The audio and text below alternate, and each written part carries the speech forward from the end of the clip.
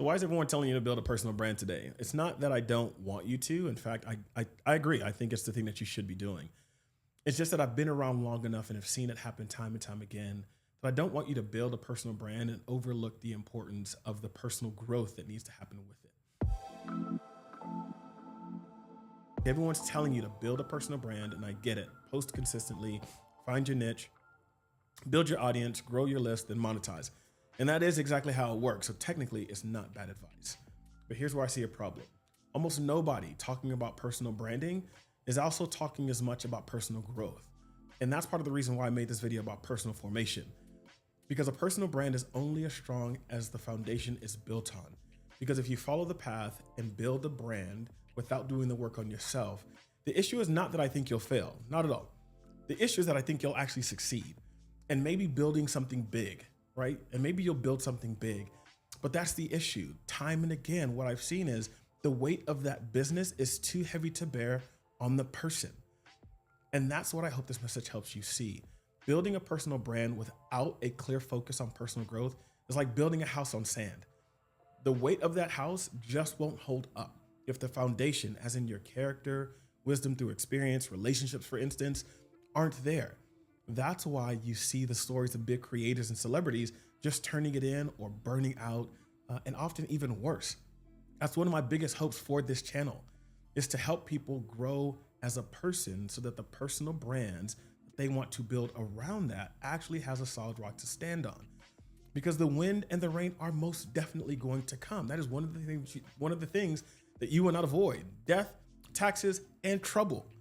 But this way, you're not gonna have anything to worry about. So in this video, I wanna try to reframe that. And so reframe the question of how do I build an audience to how do I become somebody worth listening to? Because I think actually answering that question is the thing that will unlock more of the opportunities that you're ultimately looking for. And so why all the hype around personal brands?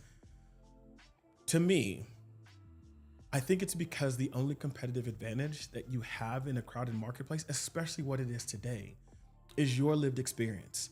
But it's not just that, it's also the way you tell that story.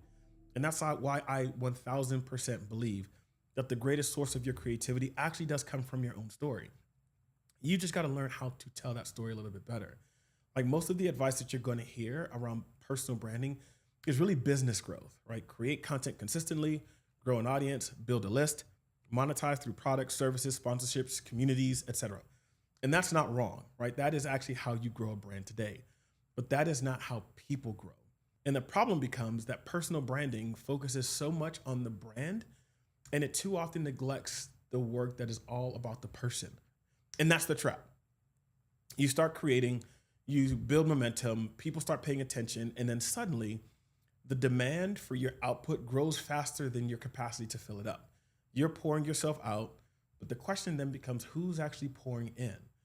And so there's this quote that I grew up hearing from one of my Bible teachers that says, if your output exceeds your intake, your upkeep will be your downfall. I'll repeat that.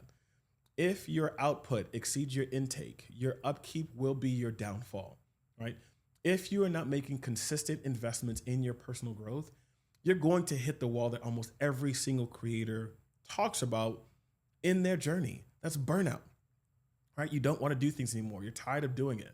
And that's what I want to help you avoid. I understand the wave of personal branding completely, 1000%. But the algorithm will have you out here performing for clicks because everyone is telling you that that's the way brands get built, which might be true, but that's not the way people are built. And that's one of the reasons why I believe we have an anxious generation of people who know the algorithm and know everything about it, but don't know themselves. Everything is talking about how fast you can get it, but you can only run so fast for so long, right? Speed is gonna burn out, but steady movement, which is often slower at first, but usually more consistent over time, is the thing that will compound. And in the long run, compounding always wins. So how do you sustain personal growth and build a personal brand without the burnout? And here's what I've seen. Here are 3 things that I feel like are common to people that do this sustainably. Number 1, I think they do the work to know themselves. Number 2, I think they put in the reps to refine their skills. And then number 3, they actually have real community and real support. So when I talk about knowing yourself, the reason why I believe counseling is one of the highest returns on investment people can make is because it's the best place you can go to find the tools to better know yourself. Like self awareness is an appreciating asset. And what do I mean by that? I mean, the better you know yourself, the more honest you will be with yourself. And the more honest you'll be means that you'll make better decisions that also include better decisions about who you spend your time with and the opportunities that you say yes to, and probably more importantly, what you say no to, right? And I can go on and on with that. This is why counselors are so important. If you're an ambitious type, you probably find yourself in bigger opportunities than you're prepared for. And this is where a lot of people get the feeling of imposter syndrome, like you're not qualified to be where you are. But that's not actually the problem. What I think the problem actually is the strength of the narrative that put that thought in your mind to begin with, and what you do with that thought while you're in that opportunity. That is why counseling is so valuable. Like I've heard Rachel Rodgers, if you know who she is, she talks a lot about thought work as a practice to bring more awareness and control to habitual thinking patterns. But the Bible's been saying this, right? The idea of taking captive every thought and making it obey what God has already said is true about you, despite what may have happened to you, what may have been said to you, or said about you. And I think you should hear that. Hear this. What has happened to you, or been said to you, or said about you does not change what is true about you and what you were made for. You are God's workmanship, created in Jesus the Messiah for good works that God prepared beforehand for you to walk in. There is a path for you. Sometimes it's just a matter of getting help to find it. So the issue is that these habitual thinking patterns shaped by narratives in our past often skew sharply negative. And Simone Biles even talks about this when she's like, therapy was teaching her that strong emotions didn't need to be avoided per se, but they were just calling her attention to something in her life that needed to be healed. And that's what needs to happen. The problem isn't about being qualified or unqualified. The problem is about being healed and healthy. And that's where counseling becomes like a cheat code. I was watching this conversation with Stephen Bartlett, who's the host of The Diary of a CEO. And he invests in a bunch of companies, and he was sitting with one of his founders. And he was talking to him and he said that he thinks that a huge proportion of the companies that fail do so just because the CEO founder didn't go to therapy, right? They didn't go unlearn a lesson that they likely needed to learn for the time that they were in, but they didn't learn it in time before the Titanic went down, right? At all times, a personal brand is still going to be built on a person. So the healthier you are, the healthier your brand is. And the healthier your brand is, the more people trust. And when people trust you, they will buy from you. That's just fact. And that's why I say counseling is one of the best investments in yourself that you can make. But it is not the only investment you should make. You have to sharpen your skills. Like, especially now with AI, just treat skills like Pokemon and just go try and catch them all. Because there's an expert that you should follow. Her name is Shanae Bovell. She advises the United Nations on AI. She speaks to founders and leaders around the world. And she's what people would consider a futurist, like somebody who looks at, data and trends and then tries to figure out like what's coming next and then help people in organizations prepare for it. And she talks about like the old model of time of like learning and work and retirement, like disappearing, right? And students, young and old, have to see ourselves as entrepreneurs now who bring a bouquet of skills and the ability to continuously adapt and learn, right? Like the idea of like a big bouquet of flowers, that's what your skills need to be like.